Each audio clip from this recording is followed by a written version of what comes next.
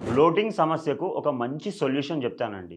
కొంతమందికి తిన్న తర్వాత బ్లోటింగ్ వస్తది. కొంతమందికి తినకముందు బ్లోటింగ్ వస్తది. కొంతమందికి ఎప్పుడు కొంచెం తినగానే బ్లోటింగ్ వస్తది.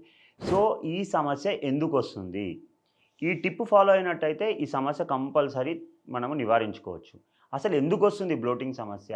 ఎప్పుడైతే మన గట్‌లో బ్యాడ్ బ్యాక్టీరియా ఎక్కువైపోతుందో, small intestinal bacterial overgrowth, అందులో బ్యాడ్ బ్యాక్టీరియా పెరిగినప్పుడు ఏమైతుందంటే, కొంచెం తినగానే కడుపు ఉబ్బినట్టు అనిపిస్తుంది. ఎప్పుడు ఫుల్ అనిపిస్తుంది. దీనివల్ల మన ఆకలి అపెటైట్ అనేది తగ్గిపోతుంది.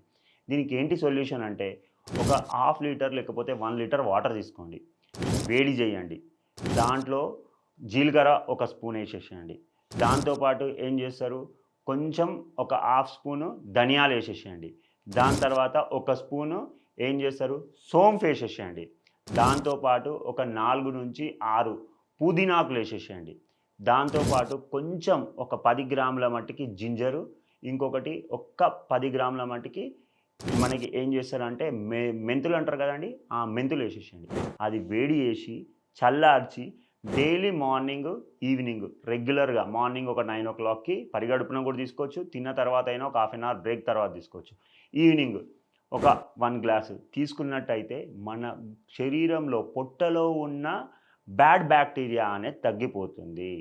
తద్వారా ఏమైతుందంటే మీ బ్లోటింగ్ సమస్యకి, గట్ ప్రాబ్లమ్స్‌కి, అసిడిటీకి, జీఆర్‌డీకి, మలబద్ధకం సమస్య ఏదైనా నోటి దుర్వాసన ఉన్నా ఇవన్నీ తగ్గిపోతాయి. ఫాలో చేయండి.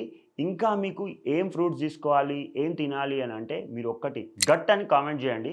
మీకు ప్రాపర్ ఫ్రూట్స్ గుడ్ బ్యాక్టీరియా పెంచుకోవడానికి, బ్యాడ్ బ్యాక్టీరియా తగ్గించుకోవడానికి మంచి డైట్ పంపిస్తాను మీకు. Thank you viewers.